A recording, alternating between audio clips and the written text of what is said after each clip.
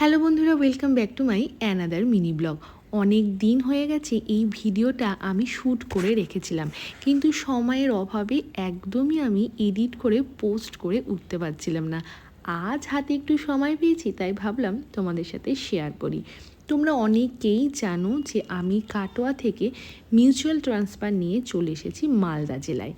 এখানে এসে নতুন সংসার গোছাতে গোছাতে আমার এতটাই সময় চলে যাচ্ছে যে তোমাদের সাথে ঠিকভাবে আমি কোনো কিছুই শেয়ার করে উঠতে পারছি না। ঘরের সমস্ত কিছু প্যাকিং করা, গাড়িতে লোড করা, নতুন ঠিকানায় সেগুলোকে প্রপারলি পৌঁছানো, এই সমস্ত কিছু এতটাই হেক্টিক ছিল আমার জন্য, তাই তোমাদের সাথে সব কিছু আমি শেয়ার করে উঠতে পারিনি।